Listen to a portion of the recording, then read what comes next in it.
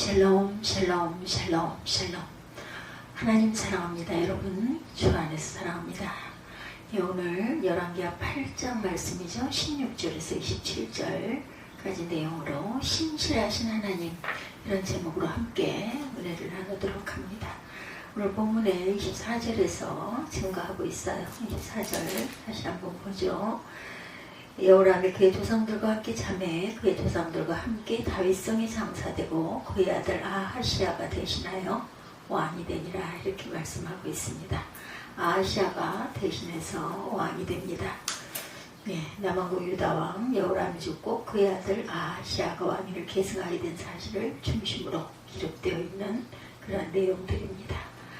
우리가 읽는 것은 구약성경의 역사서에서 이스라엘과 유다의 왕들이 바뀔 때마다 반복되는 눈에 익숙한 문구들이지만, 본문의 전후를 살펴보면 이 시대는 이스라엘 민족의 왕정시대 전체에서 가장 어둡고 피비린내 나는 시대였음을 발견하게 되죠.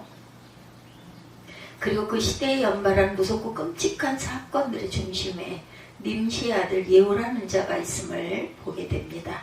님시의 아들 예후, 예후는 아합의 아들 요람이 이스라엘의 왕으로 있고 아람 군대와 맞서 전쟁을 하고 있을 때 선지자 엘리사가 자기 제자 중 하나를 보내 비밀리에 이스라엘의 왕으로 기름 부어 놓은 자예요. 왕은 9장 1절에서 4절에 증가합니다. 9장이 바로 다음 장이니까 보죠. 선지자 엘리사가 선지자의 제자 중 하나를 불러 이르되 너는 허리를 동이고 이 기름병을 손에 가지고 길르한 나못으로 가라. 거기에 이르거든 님시의 손자 여호사밧의 아들 예후를 찾아 들어가서 그 형제 중에서 일어나게 하고 그를 데리고 골방으로 들어가 기름병을 가지고 그의 머리에 부으며 이르기를 야훼 말씀이 내가 네게 기름을 부어 이스라엘 왕으로 삼노라 하셨느니라 하고 문을 열고 도망하되 지체하지 말지니라, 이렇게 말합니다.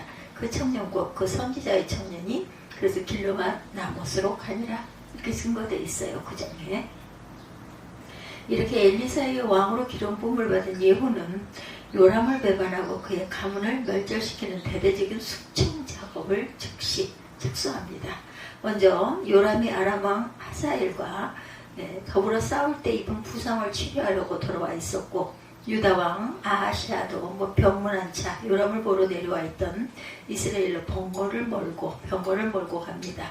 요람과 아하시아는 각기 병거를 타고 나아가 예후를 맞았지만 그와의 대면 순간 그가 반역했음을 알아채고 돌이켜 도망치기 시작했으나 요람은 예후가 쏘는 화살의 심령을 관통하는 바람에 병거 가운데 엎드러져 죽고 맙니다. 직사해서. 이를 본 아하시아는 죽을 힘을 다해 도망쳤지만 그 또한 죽이라는 예후의 엄명을 받은 부하들의 추격을 받아 무기또에서 죽고 말죠. 9장 27절 부분에 나오고 있습니다.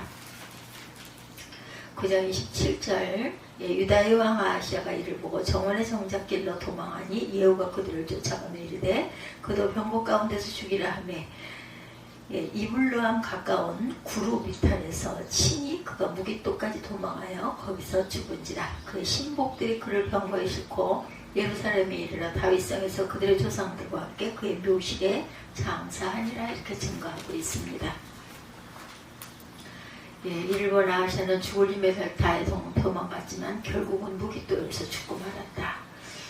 한날에 이스라엘과 유다의 두 왕이 다 예후의 손에 죽게 된 거죠. 이스라엘에서 돌아온 예후는 아합의 아내였던 이세벨 또한 왕궁을 지키던 내시들로 하여금 창밖으로 그녀를 내던지게 함으로 처참한 죽음을 맞게 합니다. 그 피가 사방에 튄 그녀의 시체를 밟았다, 이렇게 말하고 있어요. 예후의 아합 가문 그 멸문 작업은 여기서 그치지 않습니다. 그는 사마리아에 있던 이스라엘의 장로들과 아합의 여러 아들들을 교육하는 자들을 위협하는 편지를 써보내서 그들로 하여금 이스라엘의 왕자 70명을 붙잡아 죽이고 그들의 머리를 베어 광주리에 담아 자기에게로 보내게 합니다. 아주 잔인하고 끔찍하죠. 이렇게 해서 예후는 아합의 집에 속한 모든 자와 그의 귀족들과 신뢰받는 자들과 제사장들을 죽여 하나도 생존자를 남기지 않았다고 열왕기하 10장 1절에서 11절 그리고 17절 말씀에 증거하고 있어요. 10장도 잠깐 보죠. 아합의 아들 70명이 사마리아에 있는지라 예후가 편지를 써서 사마리아에 보내서 이스라엘 귀족들과 장로들과 아합의 여러 아들을 교육하는 자들에게 전하여서 일렀으되 너희 주의 아들들이 너희와 함께 있고 병과 말과 견고한 성과 무기가 너희에게 있으니 이 편지가 너희에게 이르거든 너희 주의 아들들 중에 가장 어질고 정직한 자를 택해 그의 아버지의 왕좌에 두고 너희 주의 집을 위하여 싸우라 하였더라. 예, 증거된 17절도 한번 보죠. 사마리아에 이르러 거기에 남아있는 바 아합에게 속한 자들을 죽여 진멸하였으니 여호와께서 엘리야에게 이르신 말씀과 같이 되었더라. 이렇게 증거되어 있죠. 10장에. 특히 그는 속임수를 써서 바알을 섬기는 자들을 진멸하는 일을 감행합니다. 그는 묵백성을 모으고 말하기를 아합은 바알을 조금 섬겼으나 예후는 많이 섬기니라 이렇게 말하고 있어요. 그럼 내가 이제 큰 제사를 바알에게 드리고자 하느니 바알의 모든 선지자와 모든 섬기는 자와 모든 제사장들을 한 사람도 빠뜨리지 말고 불러 내게로 나오게 해라. 모든 오지 아니하는 자는 살려두지 않겠다 하며 바알을 위하는 거룩한 대회를 열 것을 공포합니다. 10장 18절에서 20절에 증거하죠. 이에 따라 온 이스라엘은 바알을 섬기는 모든 사람이 하나도 빠짐없이 다 모여 바알의 신당에 들어가서 신당을 가득 채우자 예후도 들어갑니다. 거기서 그는 바알을 섬기는 자들에게 이르기를 너희는 살펴보아 바알을 섬기는 자들만 여기 있게 하고 야훼 종은 하나도 여기 너희 중에 있지 못하게 하라고 이렇게 엄명을 내요. 그리고 그 무리가 제사를 드리려고 들어간 때에 신당 밖으로 나와서 대기시킨 80명의 호위병과 지휘관들에게 엄히 명하기를 내가 너희 손에 넘겨주는 사람을 한 사람이라도 도망하게 하는 자는 자기 생명으로 그 사람의 생명을 대신하리라 하고 제사가 끝나자 그들을 들여보내 바알의 제사장들이 한 사람도 나가지 못하게 하고 다 칼로 죽여 밖으로 던지게 합니다. 몰살을 시킨 거죠. 10장 21절에서 25절 아주 무서운 이야기입니다. 예후는 이스라엘의 왕족만 진멸시킨 것이 아니에요. 이미 그는 이스라엘 왕 요람처럼 유다의 왕 아하시아도 병거를 탄 채 도망치다 죽게 했지만 그만이 아니라 그의 형제들까지 모조리 죽이는 일을 자행하죠. 이스라엘에 머물며 사마리아에 있던 70명의 왕자들과 귀족들과 또한 그 왕자들을 교육하던 자들을 다 진멸하게 한 그는 사마리아로 가는 도중에 목자가 양털 까는 집에 이르러 죽은 유다의 왕 아하시아의 형제들을 만납니다. 예후는 그들에게 너희는 누구냐 이렇게 묻죠. 그들이 대답하기를 우리는 아하시아의 형제라. 이제 왕자들과 태호의 아들들에게 문하라 내려가노라 하자 예후는 부하들로 하여금 그들을 사로잡게 하고 42명을 하나도 남기지 않고 다 죽이게 했던 거예요. 10장 12절에서 14절에 증거합니다. 예후는 분명 아하시아를 죽게 한 자기의 행위에 대한 유다 왕과의 복수를 염려해서 그 뿌리를 잘라버리려는 의도에서 그랬을 것인데 아무튼 이스라엘의 왕가를 멸문시켰을 뿐만 아니라 유다의 다윗 왕가마저 문을 닫을 뻔한 도륙을 자행합니다. 우리가 잘 알다시피 다윗의 왕가가 실제로 멸문을 당하지는 않았어요. 그런데 풍전등화 같았던 상황에서 어떻게 다윗의 왕손이 살아남을 수 있었는지를 계속해서 살펴볼 필요가 있는데 유다 왕 아하시아가 이스라엘 왕 요람의 병문한 채 이스라엘로 갔다가 요람을 배반하고 즉 예후의 그 추격을 받아 병거를 타고 무기토까지 도망치다가 그 또한 죽고 말았으면 이미 우리가 보았어요. 그죠? 그런데 아하시아의 죽음을 본 그의 어미 아달랴 다윗 왕가의 몰라 위험을 걱정하기는커녕 오히려 남은 왕손들을 모두 멸절시키고 스스로 왕권을 찬다라는 그 역적 행위를 감행하죠. 찬탈합니다. 왕권을. 11장 1절에서 3절에 유다 왕조를 아예 이스라엘의 아합 왕조로 바꿔놓는 엄청난 국가 반란을 일으키죠. 그때 아합 왕의 선조이고 요람 왕의 딸로 죽은 왕 아하시아의 사촌누인 여호세바가 족각벌되는 갓난아이 요아스를 그 할머니 아달랴가 왕자들을 다 죽이는 가운데서 몰래 감추죠. 유모의 침실에 숨겼다 다시 하나님의 성전에서 그 숨겨 키움으로 아달랴가 유다를 통치하는 기간 살아남게 된 그 아들이 있어요. 그렇죠? 7년 후 제사장 여호야다의 주도 면밀한 그러한 거사로 아달랴는 건재에서 쫓겨나 죽고 7살 난 요아스가 왕이 되므로 유다 왕과의 명백은 끊어지지 않고 간신히 유지가 됩니다. 열왕기하 11장 4절에서 16절 그리고 21절에 증거하죠. 조금 뒤지만 21절 보죠. 11장 다음 장이니까 11장 21절 마지막 절입니다. 11장에 요아스가 왕이 될 때 나이가 7세였더라 이렇게 증거합니다. 나이가 7세였더라. 이스라엘 민족의 역사에서 유래를 찾아보기 힘든 이 피로 물든 도륙의 역사를 통해 우리는 무엇을 보아야 할까? 무엇보다 신실하신 하나님을 보게 됩니다. 당신의 명령과 약속에 신실하신 하나님, 백성이 지키지 않을 때 무서운 질병을 동반하는 명령이든 백성이 잘 지킬 때 복 주시겠다고 약속했던 그 모든 것들이 신실하신 하나님이심을 보아야 한다는 거죠. 우리 오늘 본문에 담겨진 메시지를 바로 깨닫기 위해서 멀리 거슬러 올라가 다윗에게 주어졌던 하나님의 약속과 엘리야에게 주어졌던 예언을 상기하는 것이 필요합니다. 먼저 다윗에게 주어졌던 하나님의 약속은 무엇일까? 다윗은 하나님의 궤를 예루살렘으로 옮겨온 후에 하나님의 전을 짓고자 하는 마음을 품은 적이 있었어요. 그러나 하나님께서 성전 짓는 일은 그에게 허락하지 않으시는 대신에 내 이름을 위대하게 만들어주리라 하시며 다음과 같은 약속을 하시죠. 사무엘하 7장 12절에서 16절에 보면 내 수완이 차서 내 조상들과 함께 누울 때 내가 내 몸에서 날 내 씨를 내 뒤에 세워 그의 나라를 견고하게 하리라. 그는 내 이름을 위하여 집을 건축할 것이요 나는 그의 나라 왕위를 영원히 견고하게 하리라. 나는 그에게 아버지가 되고 그는 내게 아들이 되리니 그가 만일 죄를 범하면 내가 사람의 매와 인생의 채찍으로 징계하려니와 내가 내 앞에서 물러나게 한 사울에게서 내 은총을 빼앗은 것처럼 그에게서 빼앗지는 아니하리라. 내 집과 내 나라가 내 앞에서 영원히 보존되고 내 왕위가 영원히 견고하리라 이렇게 말해요. 다윗의 자손이 끊어지지 않고 왕위를 차지하게 해주시겠다고 약속하셨죠.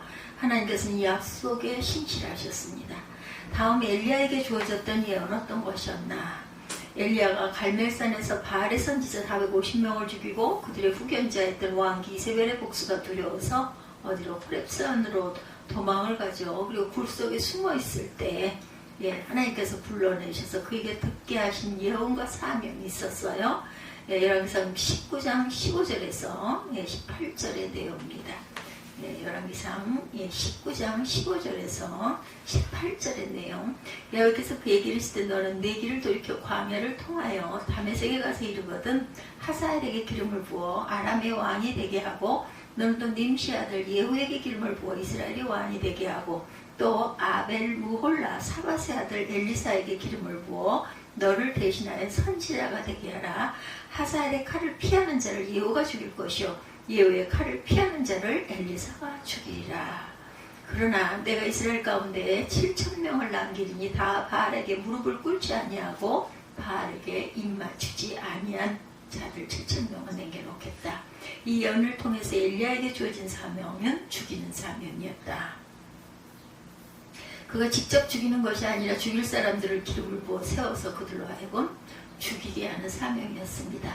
우리는 여기서 하나님과 그의 선지자 엘리야를 잔혹한 살인자로 여길 필요는 없어요. 그 죽임의 대상이 하나님을 경노하시게 하고 하나님께서 혐오하시는 자들이었다는 사실을 잊어서는 안 된다. 내가 이스라엘 가운데 7,000명을 남기리니 다 바알에게 무릎을 꿇지 아니하고 바알에게 입맞추지 아니한 자니라 하신 말씀을 통해서 우리는 하나님께서 남기지 않고 진멸하려 하신 자들이 바알에게 무릎을 꿇고 입맞춘 자들이었음을 알아야 한다. 하나님의 백성을 거룩하게 보존하는 데 가장 위협이 되는 우상 숭배와 하나님의 백성에게 우상 숭배를 하게 만든 자들을 결코 용납하지 아니하시려는 하나님의 단호한 의지를 실현하기 위해서 세우신 선지자가 엘리야였다라는 것이죠.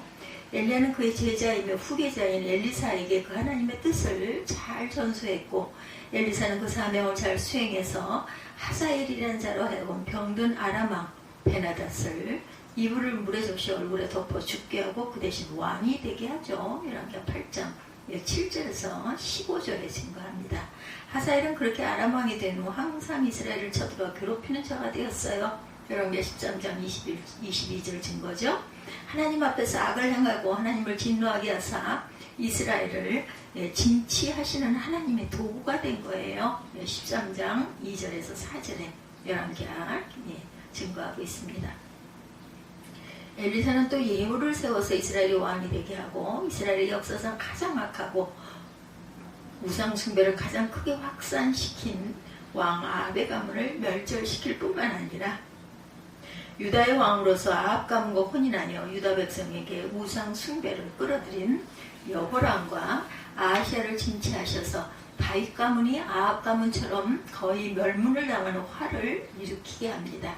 이렇게 하나님께서는 당신이 내리신 징벌의 경고에 대해서도 신실하심을 우리는 또한 보아야 한다는 것. 이제 본문으로 다시 돌아와서 17절에서 19절 말씀 다시 한번 보죠. 본문 열왕기하 8장 17절에서 19절입니다. 여호람이 왕이 될 때 나이가 32세라 예루살렘에서 8년 동안 통치하니라.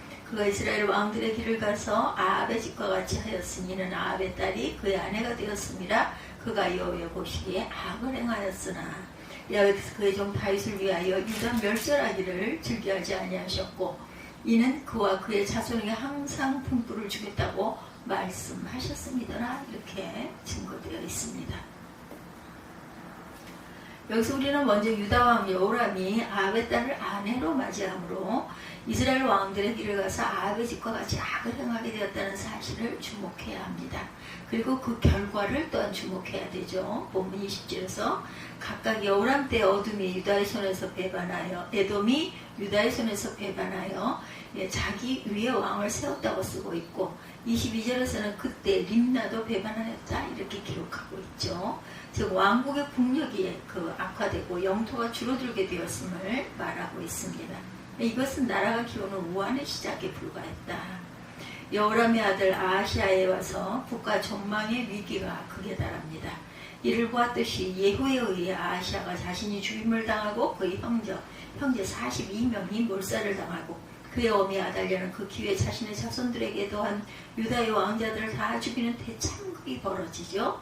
그 원인을 본문은 뭐라고 밝혔는가? 26절입니다. 아하시아가 왕이 될 때 나이가 22세라 예루살렘에서 1년을 통치하니라. 그의 어머니 이름은 아달랴라. 이스라엘 왕 오므리의 손녀이더라. 아하시아가 아합의 집 길로 행하여 아합의 집과 같이 야훼 보시기에 악을 행하였으니 그는 아합의 집에 사위가 되었습니다. 이렇게 말하고 있죠. 아달랴는 오므리의 손녀라 했는데 오므리는 아합의 아버지예요. 아달랴는 아합의 아내 이세벨 못지않게 악독한 여자였고 그런데 아하시아가 또한 아합의 집에 사위가 되었다 이렇게 말하죠.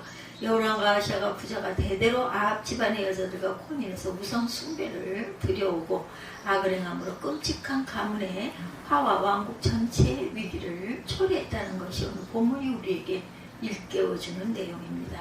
우리는 하나님께서 유다를 멸하셔야 함에도 불구하고 다윗을 위해서 다시 말하면 다윗과 그의 자손들에게 등불이 꺼지지 않게 해주시겠다고 하신 약속을 지키시기 위해서 유다의 가문을 멸절하지 아니하셨다는 사실을 보아야 한다. 갓난아이 유아사나를 왕족 전멸의 상황에서 구출하심으로 다윗 왕가의 명맥을 이어주신 이유가 여기에 있습니다. 이 신실하신 하나님을 보여주는 것이 오늘 본문의 요지다. 오늘 어두웠던 이스라엘 민족의 한 시대 이야기를 통해서 우리가 새삼 깨달아야 할 것이 있는데 바알에게 무릎을 꿇고 입맞추는 자들이 되지 말아야 한다는 것이에요. 하나님을 멸시하고 우상을 숭배하고 악을 행하는 자들과 유대관계를 맺고 친해지는 것을 하나님께서는 결코 용납하지 아니하신다는 것. 그런 자들을 하나님께서 반드시 징치하십니다. 그런 행위는 개인에게 뿐만 아니라 국가와 민족에게 화를 부른다는 사실을 우리가 명심해야겠다. 그리고 하나님의 백성들이 자녀 손에게 자손들에게 남겨줄 수 있고 남겨줘야 하는 최고의 선물이고 유산이 다윗이 가졌던 것과 같은 믿음임을 잊지 말아야 된다. 그 믿음보다 더 자손들에게 소중한 것은 없어요. 그렇죠? 그것은 자손들에 대한 하나님의 자비와 보호를 확보하는 도리이기 때문이다. 다윗이 가졌던 믿음으로 후대가 하나님의 은혜를 풍성히 누릴 수 있게 하는 것은 우리 모두가 그렇게 지고가야 할 사명이라는 것, 또는 우리 또한 그렇게 되어야 한다는 것을 깊이 깨달아 알고 잊지 않고 가시는 저와 여러분들이 되시기를 주님의 이름으로 축복합니다. 기도하시죠.